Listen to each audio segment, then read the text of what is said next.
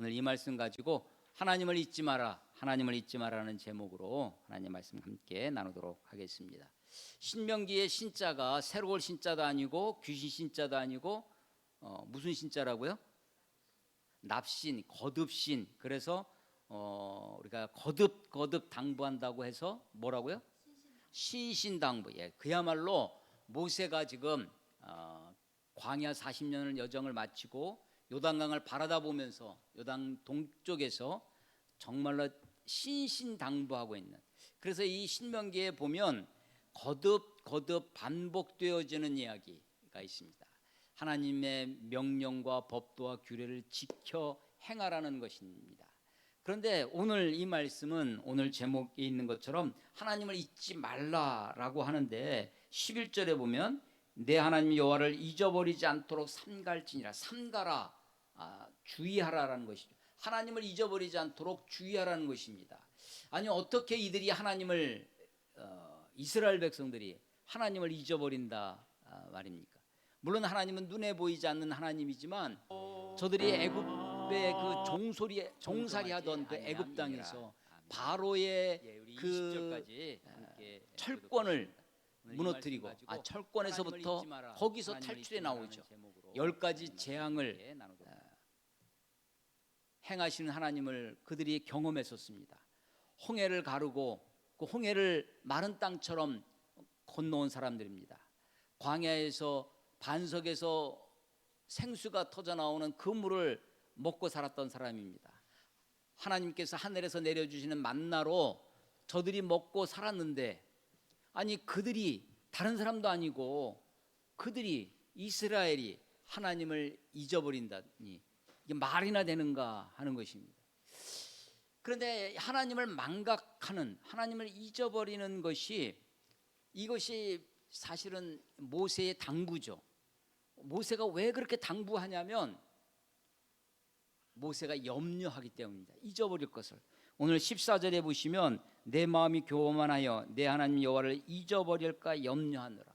모세의 염려가 있어요. 하나님을 잊어버릴 염려. 그 염려 때문에 또 얘기하고 또 얘기하고 그야말로 신신당부하는 책이 신명기인 것입니다. 하나님을 언제 망각하느냐?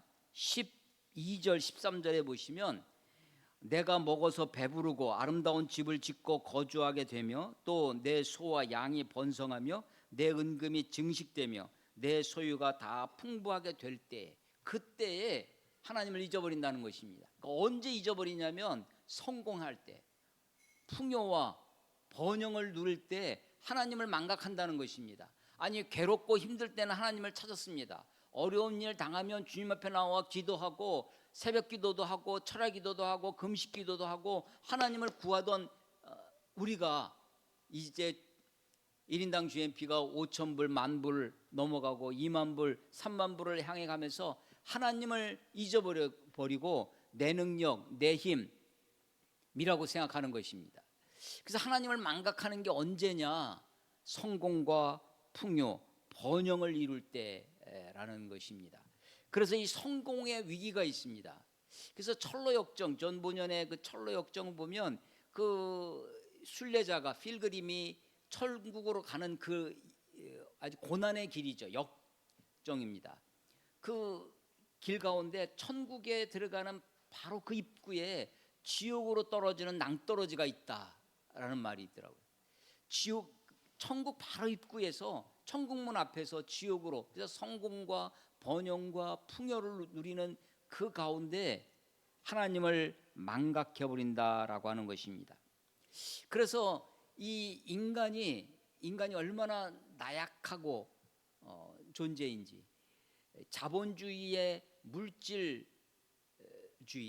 그만 우리가 하나님을 잊어버리고 하나님을 망각해버리는, 그래서 모세가 이들을 향해 그렇게 신신당부를 하고 있는 것입니다.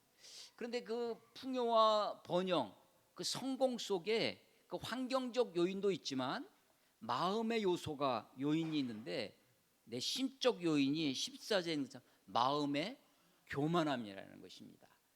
교만이에요, 교만. 이 교자가 높을 교자입니다. 높을 고와 비슷하죠? 높을 교자입니다. 말맞자에다가 말맞자 옆에다가 높을 고자를 쓰는 것이 그게 높을 교자예요. 말 위에 앉아 있기 때문에 떨어지죠. 그래서 높이 있는 이 교만한 마음 때문에 그만 하나님을 망각해 버리고 하나님 없이 내 힘, 내 능력, 그래서 무엇으로 충만해지냐면 자의식으로 충만해집니다. 내 힘으로, 내 능력으로 했다는 것입니다. 하나님이 이스라엘 백성들을 광야에서 40년 동안 방황하게 하십니다. 광야가 그렇게 낭만적인 것이 아닙니다. 물론 우리가 복음성가소의 CCM에 보면 광야를 노래하는 것들이 많이 있어요. 그래서 그 노래를 부르다 보면 광야가 아주 친근하게 다가올 때가 있어요. 광야가 정겹게 다가옵니다. 광야에도 낭만이 있을 것처럼. 근데 광야는 오늘 15절에도 보면 너를 인도하여 그 광대하고 위험한 광야, 광대하고 위험한 광야라는 것입니다. 물론 하나님이 불기둥과 구름기둥으로 인도하시며 지키시고 그 뜨거운 태양을 구름기둥으로 가려주시고 그 밤의 추위를 불기둥으로 막아주셨지만 어디로 가야 할지 구름이 가는 대로 따라가서 인도해 주셨지만 사실은 광야는 길이 없는 곳이 광야입니다. 길이 있으면 광야가 아니죠. 그런데 이 길 없는 광야에 내 마음대로 갈 수 있는 게 아니에요. 내가 어디로 갈까? 구름이 정해줍니다. 구름이 떠오르면 짐을 싸요. 그래서 구름이 움직이면 구름을 따라갑니다. 사실은 구름을 따라가지 않으면 그 뜨거운 태양을 견뎌낼 수 없죠. 그 구름 밑에 그늘 속에 주의 날개 아래 주의 그늘 속에 있어야 됩니다. 그래서 사실은 구름을 따라가는 겁니다. 그 신앙의 본질 중에 하나가 성격 중에 하나가 수동적이에요. 피동적입니다. 내가 주인이 아니라 내가 종이니까 종은 따르는 거죠. 종의 최고의 덕목은 시키는 대로 하는 겁니다.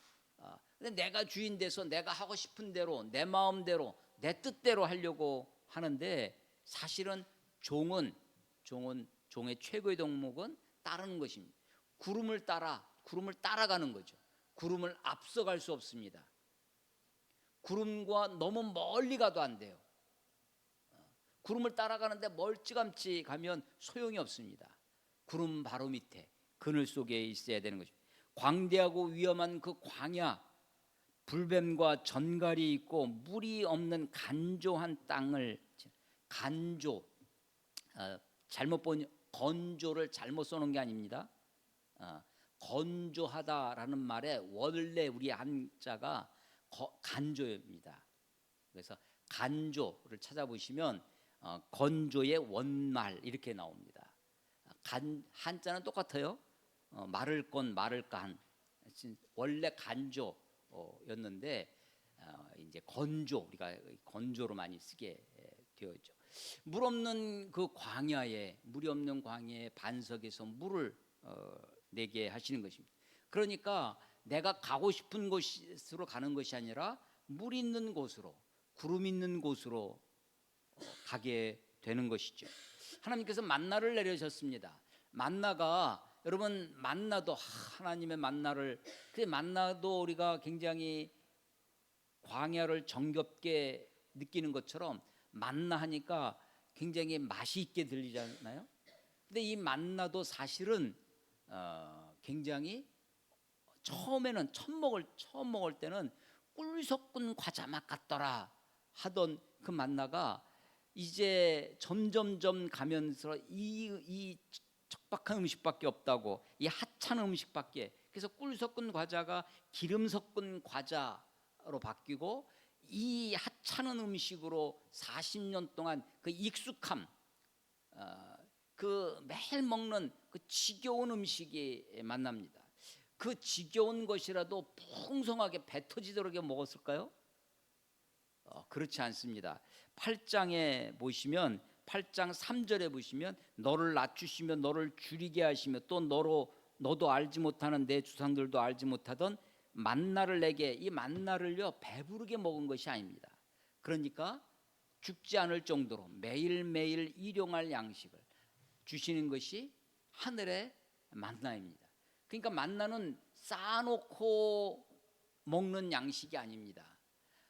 이틀치를 거두오면 그것이 그만 벌레가 나서 그 다음날 먹지 못했어요. 그래서 오히려 이틀치를 거두오는 것을 야단을 맞았습니다. 그런데 신기한 것은 6일째 되는 날은 2배를 거두어왔는데 그게 상하지 않았어요.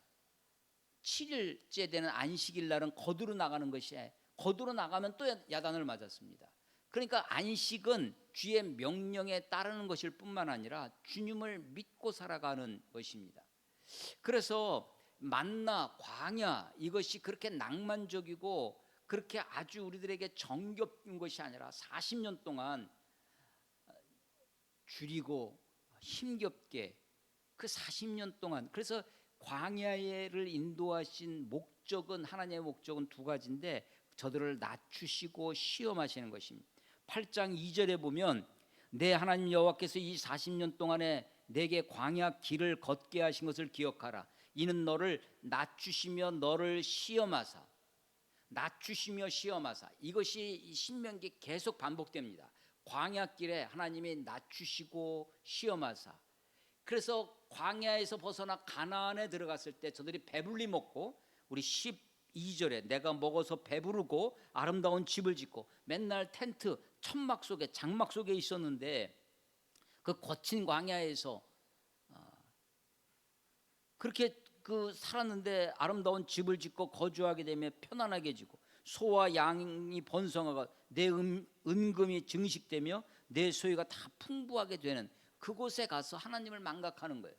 만나와 그 장막 속에서 거친 광야에서 살아갈 때 하나님은 저들을 낮추시고 낮추셔서 40년 동안 충분히 훈련됐다고 생각했는데 이제 곧 가나안에 들어가서 여호수아를 통해서 정복하고 나서 그들이 안착하고 나니까 사사시대에 들어갑니다.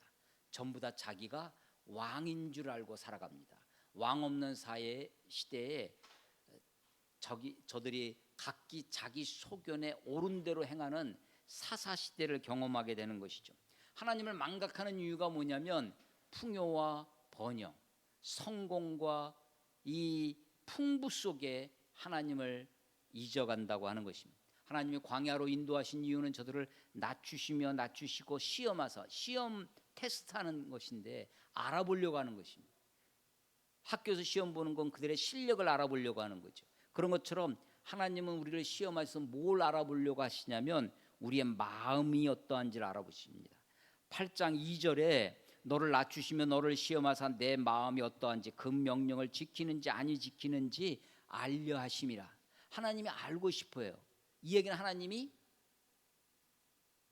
모르신다는 겁니다. 아니, 하나님 우리의 마음 다 아시지 않습니까? 우리가 찬송 그렇게 부릅니다. 내 마음 아시죠?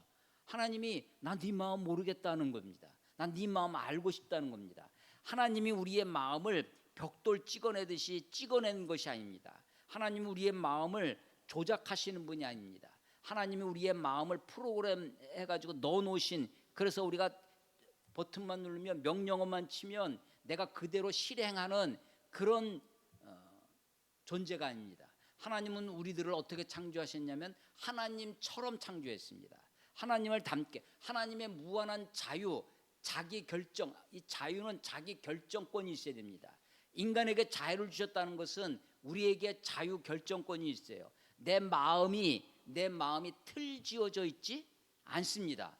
우리는 이 마음이 습관이 들어요. 행동의 습관이 들고 타성에 젖어갑니다. 그래서 이 마음이, 하나님은 그 마음을 새롭게 하기를 원하시죠.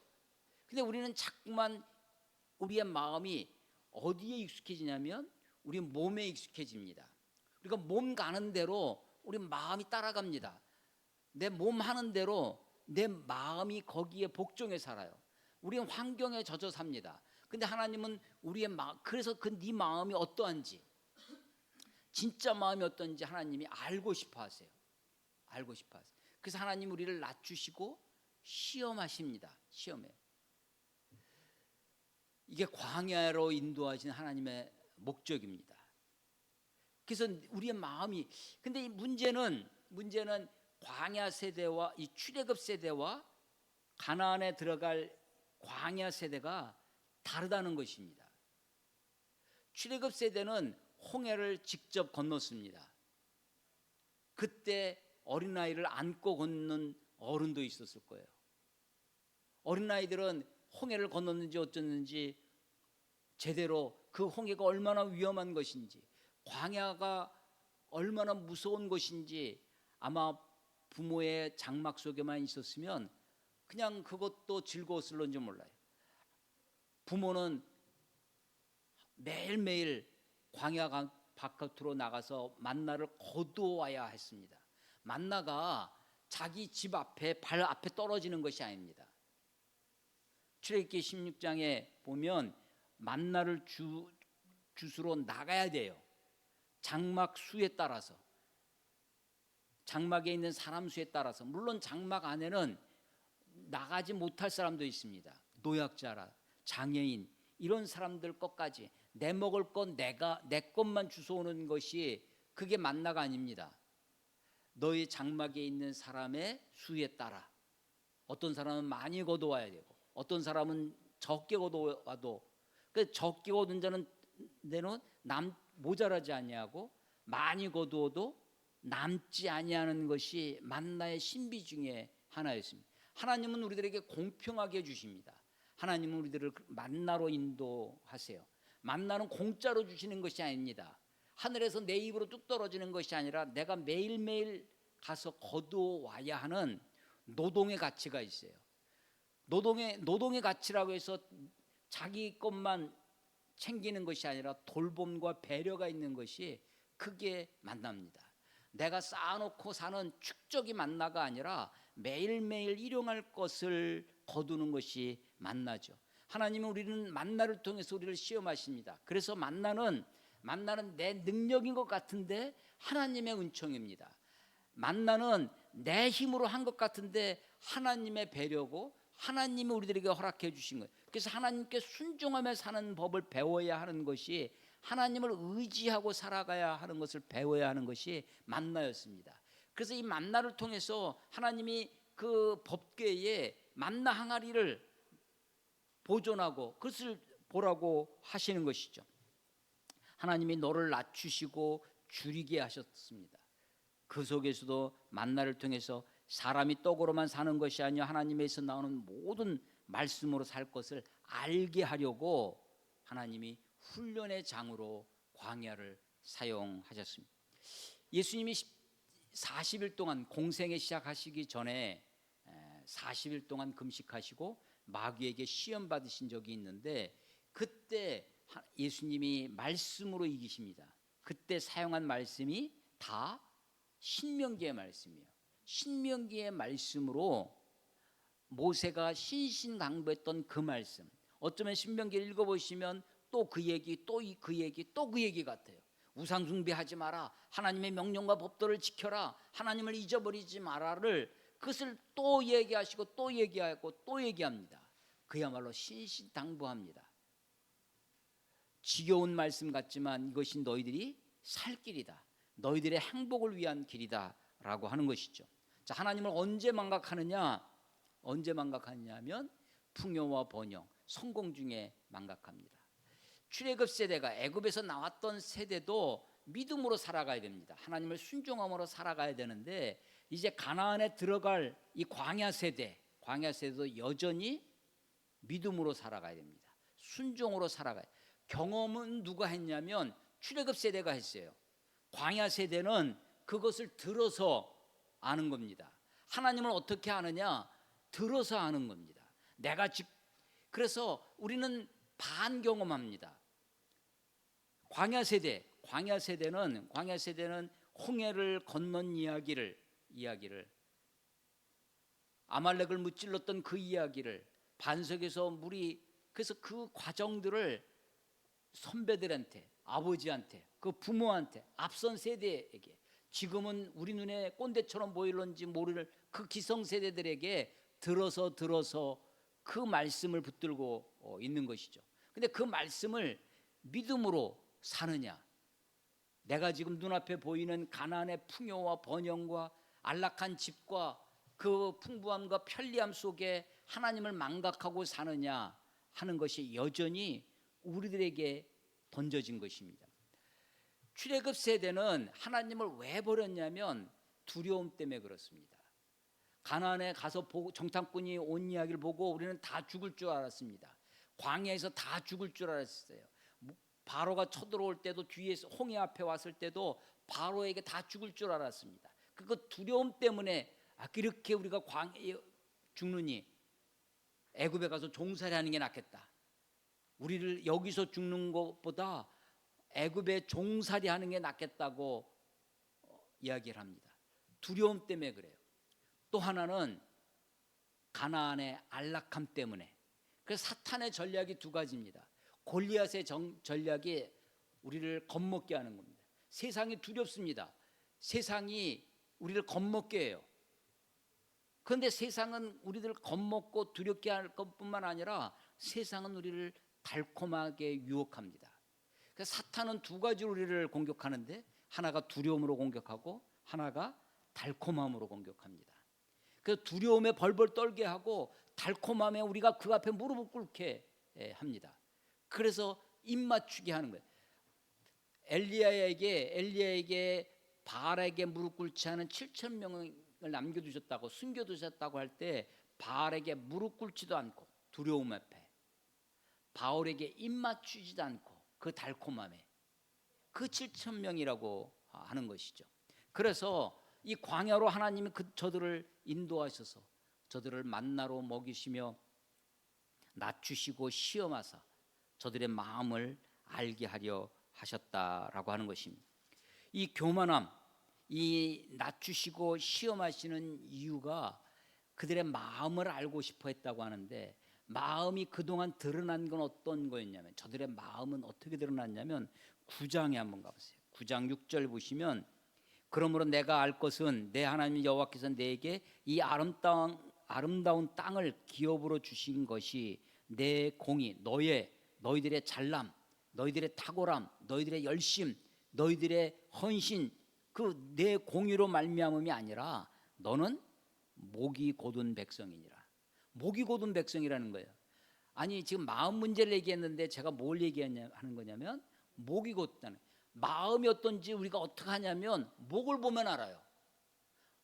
목이 일자목이 돼요. 우리는 핸드폰 세대에 거북목이 된다고 하는데, 일자목에 목이 곧아요. 그래서 내려다보지 못합니다. 목이 곧아서. 하나님은요, 우리들에게 우리 몸에 흔적을 남겨두셨어요. 하나님이 이스라엘 백성들에게 너는 내 백성이다. 내가 너와, 하나님이요, 이스라엘 아브라함의 자손들과 약속을 하세요. 하나님이 창조주예요. 조물주입니다. 하나님이 주인이에요. 하나님 마음대로 하실 수 있으세요. 그런데 하나님이 인간에게 스스로 자기를 구속합니다. 아브라함과 하나님이 묶였어요. 언약으로 묶였습니다. 그 언약의 백성이라는 것을 아브라함의 몸에 두셨어요. 어디 두셨어요? 몸 어디에? 거기에 두셨어요? 하나님이 몸 어디다 두셨냐면 할례에 두셨습니다. 할례. 언약의 백성이라는 징표를 어디에 두셨어요? 할례가 어디예요? 예, 몸, 남자의 성기 끝에, 포피에. 여러분, 그게 언약의 징표라는 것입니다. 언약의 징표, 할례를 받은 것을, 내가 하나님의 언약의 백성이다 라는 것을 누가 봅니까? 내가 보는 거예요. 남에게 보여주면 성추행입니다. 그러니까 언약의 백성이라는 것은 내가 가져야 할, 내가 보아야 할 자의식이에요. 자기 정체성인데, 이것을 남에게 과시하라는 것이 아닙니다. 남에게 보여주라는 것이 아니에요. 그런데 목이 곧은 백성은 그것을 볼 수가 없어요. 내가 하나님의 언약의 백성이라는 것을 보지 못하고 세상만 봅니다. 앞만 봐요.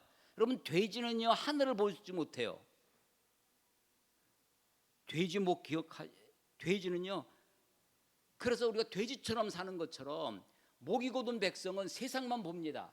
하늘을 보지도 못하고 자기 자신도 보지 못해요. 목이 곧은 백성이라고 9장 6절에도 그러고 9장 13절에도 여호와께서 또 내게 말씀하여 이르시되 내가 이 백성을 보았노라. 보라, 이는 목이 곧은 백성이니라. 이 백성들, 그래서 하나님을 잊어버리는 겁니다.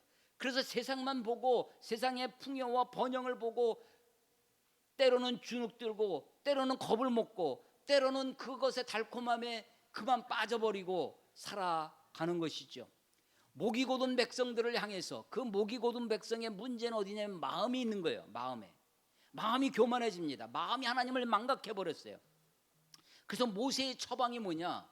모세가 외치는 것이 뭐냐면 내 마음에 할례를 받으라는 것입니다. 10장 가보세요. 10장 16절. 그러므로 너희는 마음에 할례를 행하고 다시는 목을 곧게 하지 말라. 마음의 할례를 받아야 돼. 마음의 할례를 어떻게 받으면 좋을까요? 몸의 할례는 자르면 됩니다. 물론 아픔이 있어요. 때로는 그것이 골마 터지면, 옛날에는 항생제나 뭐 진통제가 없었으니까 그 아픔을 다 몸으로 겪어야 됩니다. 혹시 그게 덧나면 큰 죽음을, 사실은 생명을 걸고, 그래서 가장 생명력이 왕성한 생후 8일째 어린아이에게 할례를 하게 하는 것이죠. 그래서 100세의 할례를 받은 아브라함은 사실은 생명을 걸고 하는 것입니다. 여러분, 창세기의 그 대목 기억나세요? 야곱이 자기 딸 디나가 그만 그 세겜성 추장의 아들 하몰에게 겁탈을 당해요. 근데 아들들, 다른 아들들은 다 양치기 하러 나가고 자기 혼자만 있어요. 자기 딸이 그것을 하는데도 아무런 얘기를 못합니다. 자기 아들이 돌아와서 왔는데 그 세겜성 사람들이 우리 이왕 그렇게 된 거 우리 혼인 맺고 우리 같이 이렇게 더불어 살자. 그리고 가만 보니까 야곱의 식솔들이 있으니까 다 세겜에 자기 밑으로 들어올 줄 알았습니다. 언약을, 그래서 결혼을 하겠다고 해놓고서는 근데 조건을 하나 내세워요. 야곱이 할례를 받아야 된다. 우리 할례 받지 않은 사람들이라고는 혼인 맺지 않는다. 할례를 당하게 해요.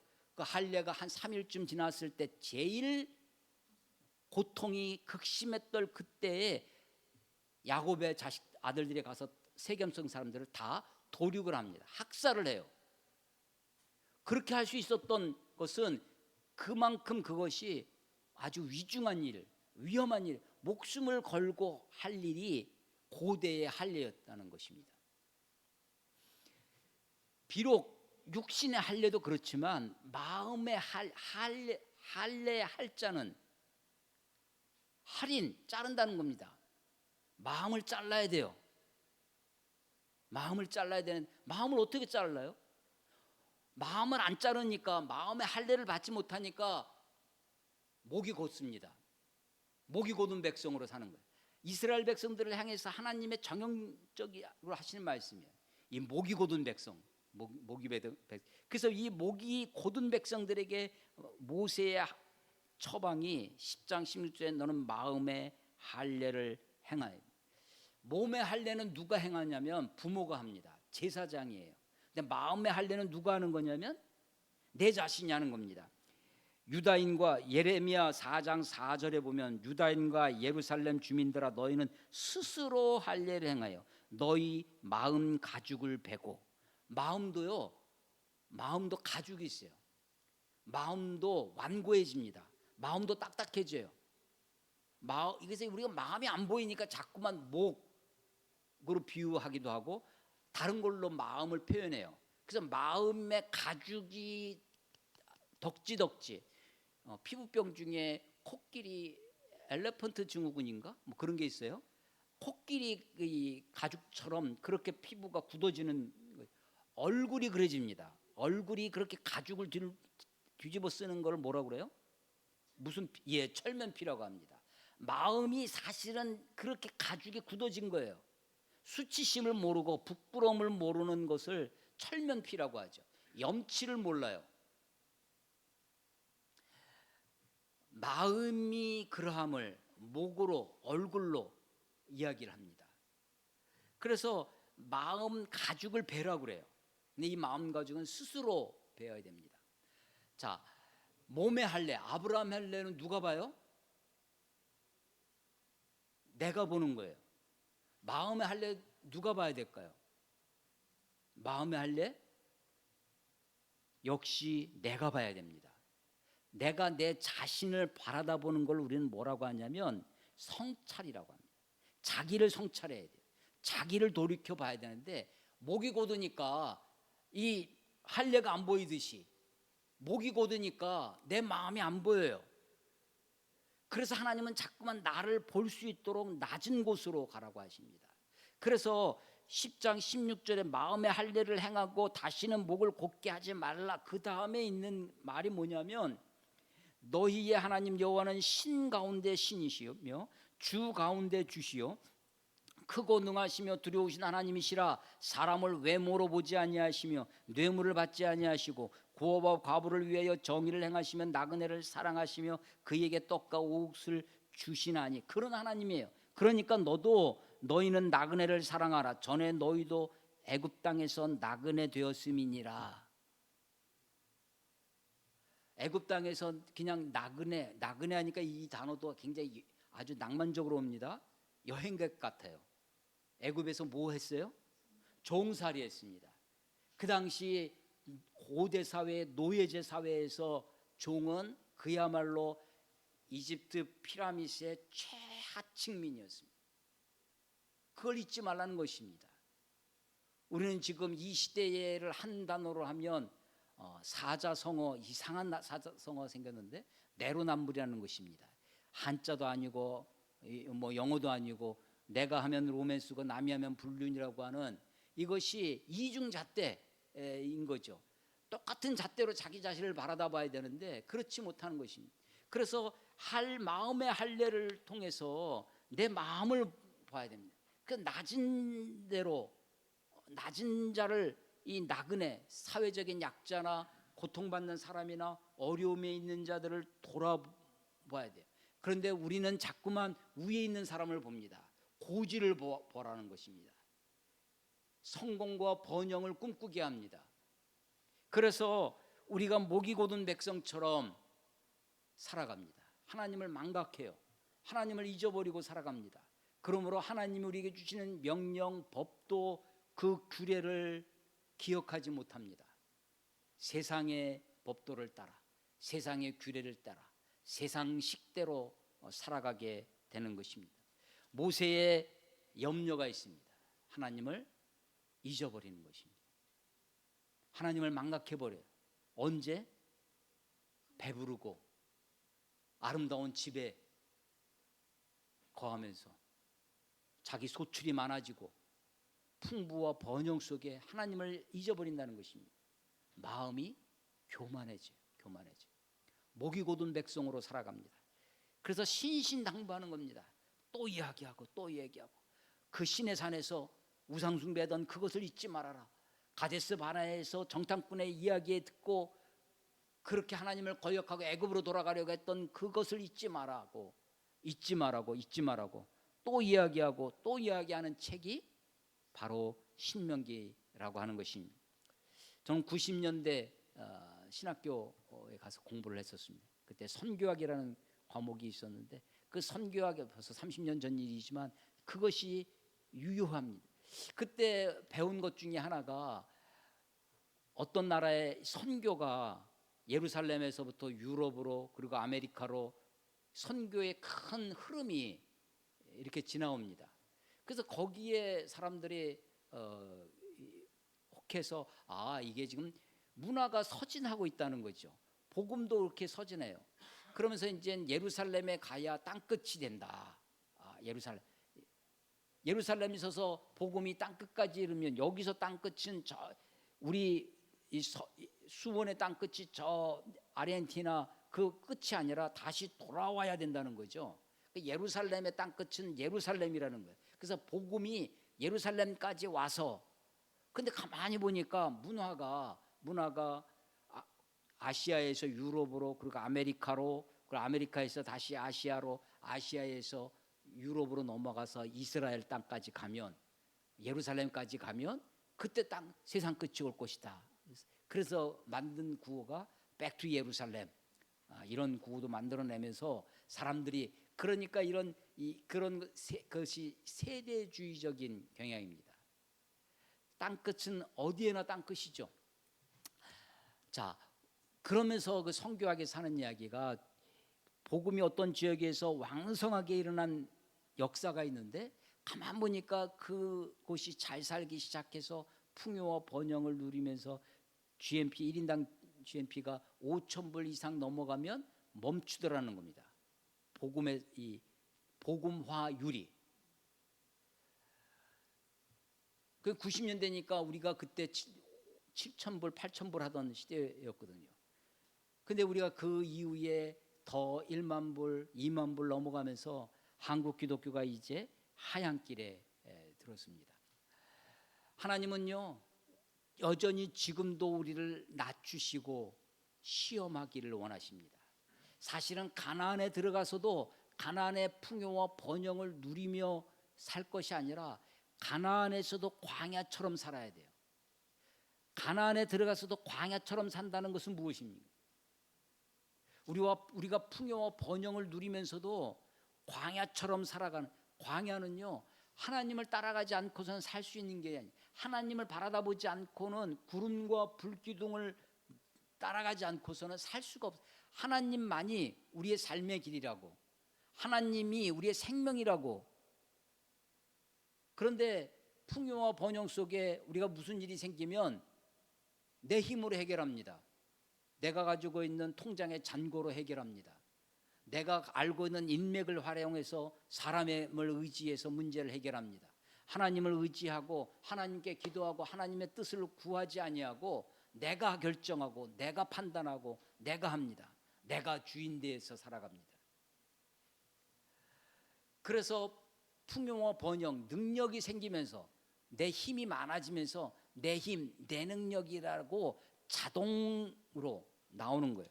그래서 8장에 보시면요, 우리 오늘 본문에 보시면 16절에 8장 16절, 내 조상들도 알지 못하던 만나를 광야에서 내게 먹이셨나니 이는 너를 낮추시며 너를 시험하사 마침내 내게 복을 주려 하심이었느니라. 마침내 복을 주려 하심이었어요. 그런데 그렇게 복을 받고 나면 17절 그러나가 있어요. 그러나 내 마음에 이르기를 내 능력, 내 마음, 생각한다는 거예요. 내 능력과 내 손의 힘으로 내가 이 재물을 얻었다 말할 것이라는 거예요. 그래서 이 재물을 얻는 것, 그것이 다 가나안에 들어가서 좋은 집에, 내가 짓지 않은 집에 들어가 산다는 것입니다. 내가 심지 않은 과실을 먹는다는 거예요. 그런데 그것을 하나님 부정하신 우리를 계속해서 광야로 살게 하실 것은 아닙니다. 그런데 18절, 내 하나님 여호와를 기억하라. 그가 내게 재물 얻을 능력을 주셨습니다. 그 재물을 얻는 것이 하나님의 은총이었다는 것을 기억하라는 것입니다. 그렇게 하시는 이유가 어디 있느냐? 내 조상들에게 맹세하신 언약을 오늘과 같이 이루려 하심이라. 하나님은요 어디에 매여 있냐면 자기 약속에 매여 있습니다. 하나님이 사람이 아니세요. 그래서 사람은 자기가 한 말을 먹어버려요. 우리가 말을 먹는 걸 뭐라고 하냐면 식언한다고 합니다. 우리는 식언해요. 근데 하나님은 인생이 아니시니 식언치 아니시고, 하나님은 식언하시는 분이 아니에요. 자기가 하신 말씀을 맹세를, 하나님도 맹세하세요. 근데 누구한테 대고 맹세할 게 없으니까 하나님이 자기가 자기를 걸고 맹세하세요. 그래서 하나님의 절대적인 하나님을 두고 맹세해. 그래서 하나님은 그 맹세를 이루려 자기 충족, 하나님은요 자기 충족을 하실 수 있는 자기 능력이 있으신 분이세요. 우리는 내가 하고 싶어도 다 하지 못하죠. 마음에 있어도. 근데 하나님은 자기 맹세를, 조상들에게 하신 맹세하신 그 언약을 이루려 하십니다. 이게 하나님의 역사, 하나님의 역사를 이끌어 가시는 뜻입니다. 하나님이 역사를 이끌어 가시는 목적이 뭐냐? 자기 충족에 있어요. 자기 뜻을 이루시는 겁니다. 자기가 하신 말씀을 이루시는 겁니다. 자기가 하신 언약을 이루시는 거예요. 그것은 9장 5절에도 나오는데, 9장 5절에 내가 가서 그 땅을 차지하면 내 공의로 말미암음도 아니요 내 마음이 정직함으로 말미암음도 아니요 이 민족들이 악함으로 말미암아 내 하나님 여호와께서 그들을 내 앞에서 쫓아내심이라. 하나님이 다 하셨다는 거예요. 네가 잘나서 그들을 쫓아낸 게 아니라 네 힘으로 쫓아낸 것이 아니라 하나님이 쫓아내신다는 거예요. 내 하나님 여호와께서 그들 앞에서 쫓아내심이라. 여호와께서 이같이 하시면, 하나님이 이렇게 하시는 것은 내 조상 아브라함과 이삭과 야곱에게 하신 맹세를 이루려 하심이라. 하나님이 맹세하셨어요. 하나님이 언약하셨어요. 우리가 그 언약의 백성입니다. 그것을 우리가 잊지 말고 살라고 아브라함에게 몸의 흔적을 주셨어요. 그게 할례입니다. 우리가 하나님의 자녀로 그리스도인으로 살아갑니다. 그리스도인으로 살아갈 때 그 그리스도인이라는 것, 언약의 백성이라는 것을 우리는 어디에 쓰냐면 마음에 새기고 살아가는 거예요. 마음에. 이 마음의 할례를 받아야 돼요. 마음의 할례를 받기 위해서 우리가 날마다 구할 것이 있습니다. 네가 애굽에서 나그네 됐던 것처럼 네가 나그네였던 것을 잊지 말라는 것입니다. 그러니까 나그네를 사랑하라는 것입니다. 약자를 돌보라는 것입니다. 그래서 자꾸만 낮은 데를 바라다봐야 됩니다. 세상은 우리를 높은 데를 보게 합니다. 꿈을 가지라고 하고 비전을 가지라고 하고 비전 트립을 가고 합니다. 그런데 하나님은 너 옛날에 애굽에서 종살이하던 놈이야. 너 애굽에서 나그네 됐었어.